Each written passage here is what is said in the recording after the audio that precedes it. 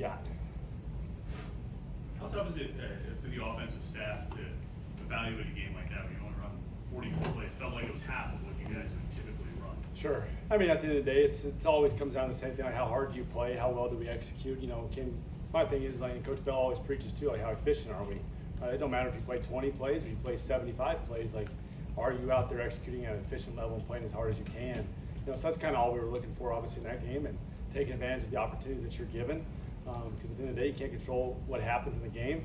And obviously, you can't control the defense has 3 pick sixes and 2 other picks. But man, when we got out of the field, I thought our guys went out there and executed really hard, and it was fun to watch. What makes it seems like Ben Saul's just can't stop hitting field goals. What's it like to continue to see him exceed as he's done so far? Well, I'll say that last part again. Sorry. What's it like to continue to see him just? It seems like every time he steps up to the, when he goes in the field, he's automatic. What's it like seeing a kicker just? Yeah, it's fun. And at the end of the day, man, as a coach, like you're so happy for him. Like you love coaching all the guys. I love Ben. It's been so fun getting to be around him for 9 months, and I'm so proud for him because he's doing that, right? Like, because that's what he and I talked about from the moment I took this job, about how good he can be, and he knows that. And like now you're seeing that true belief in him going out there. And at the end of the day, you just got to approach it as it's one kick at a time. And when you approach it with that mindset, like shoot it. Next thing you know, the entirety of the season, it looks really good. And so that's what he's doing right now. He's living in the moment. He's dominating. And we just keep sending him out there. Maybe we can send him out there and get a little bit closer. But hey, at the end of the day, it's good to watch. What are some of the factors that have led the numbers being a little bit down offensively the last 2 games? I think we've played some really good defenses. Number one, I know like obviously Cal is they do a great job. They got a lot of experience. And so just what they do. They play really hard. And I think in this era of college football, with the iPads and all that kind of stuff, there's a lot of adjustments that the defenses can make. And we just got to continue to combat that and keep doing what we're doing at a high level and just practicing the right way and taking care of those little details.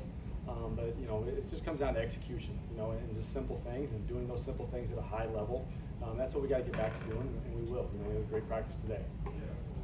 Yesterday, Pat had mentioned if there was a vote for most improved, that Caleb Junko could get it this year. What have you just seen throughout the season from Junko? Yeah, again, it's kind of like what I said about Ben. Like I've seen what he did in the springtime and in the summertime when nobody was watching.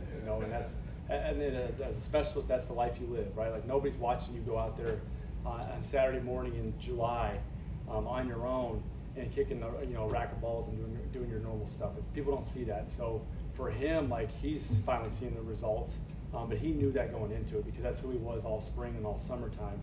And so again, like we're really proud of him too because it was a guy that was the whole thing on him when I got here. It was, man, he's up and down. He's really talented, but man, those lows are here, and his lows are starting to get a lot higher. He's obviously put together a good streak here in ACC play when it matters the most, which is awesome for him. That shows the true confidence in himself and his belief, and that's what you want to see as a coach.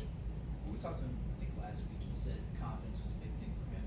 What did you kind of say to him when you arrived to get him, I guess, to be more confident? My thing is I just focused on him as a person. Like, they're athletes, but man, they're people too. And I could tell like he was kind of a beaten dog a little bit. He's hard on himself because, like, again, as a specialist, like you're in your own world by yourself, and you're your biggest critic. And so we got to get you to change how you think mentally on everything, right? Like it's got to start with you. Right? I can tell you all I want as a coach, like, hey, you're really good because he is really talented. But again, like until you go out there and you put that together consistently, it's going to be really hard to develop that belief in yourself. And that's what he's done. Like he's just attacked every single day, lived day by day, moment by moment. And now, like that we're all seeing what he's really capable of, and he's still got a long ways to go in a good way. That he's still at his floor, I think. Our news said the other day that Gavin ran a nice route on that second touchdown. Mm-hmm. What exactly was Gavin's role in that score? He's a man beater there. He's his role is to grab the safety, but also he's a man beater, which that was the coverage. And Gavin did a great job all night running routes. He was crisp. I thought it was the most explosive he was coming off the ball, getting to his depth, being physical at the top of routes. And like I preached to Gavin, like, man, like you just keep doing that, the ball's gonna find you. And sure enough, on the next drive, he has the big conversion there and like an 18-yard catch on a dig route. So I think it's just continuing to practice the right way, getting the quarterback's vision, getting those windows, because it's camaraderie too with your quarterback, and it takes time. And so it was really exciting to see. And the number one thing I love too about that route is Gavin was the first guy to be in the end zone celebrating with Pop. And that's what I love about Gavin. Like he's he's such a team player. It don't matter. Like, he just wants to win, and that's fun to see as a coach. And you see him flying around, going to chest bump Pop. I think Pop was dancing, so and I don't think Gavin jumped in on that one, but. I apologize. You called him a man beater? Yeah, it was a man beating route. You know, so man-to-man coverage. You know, Oh, okay. Go be physical and win. Yes, sir. Yeah. Got it now. Thank you. And no crowbars there. Has there been any point in the season where you've thought maybe, oh, I gotta check in on Gavin, I gotta make sure that he's staying engaged, or does he kind of take care of all that stuff? No, I think as a coach, you always have to. You know, I mean, we preach relationships, so you better have that. You know, and it's one thing to talk about, but you better have that all the time. And so, you know, whether it's just phone calls on the way home at night, you know, sometimes I try not to phone because it's a little bit too late, but you know, phone calls, just checking in, you know, and just being authentic. You know, like at the end of the day, like a spade's a spade. You know, and no, you know, nobody's happy when the results don't go the way that you may want them to, right? And so you got to approach it that way, and just be open with it, like, and just keep practicing the right way. And so for Gavin, it's never been an issue. Like, we just have great communication. He's been that way since I've gotten here. He's been open to me, which, you know, I appreciate. He's been here for a long time. He doesn't have to listen to me or take my advice on stuff, but he has, and it's been fun.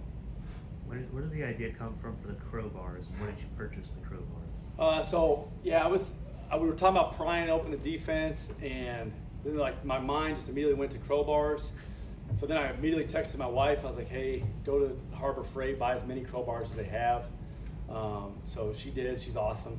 So she went and bought all of them, and they were neat because they had said Pittsburgh on them too. It's a Pittsburgh brand. You know, it's out maybe an NIL deal for somebody.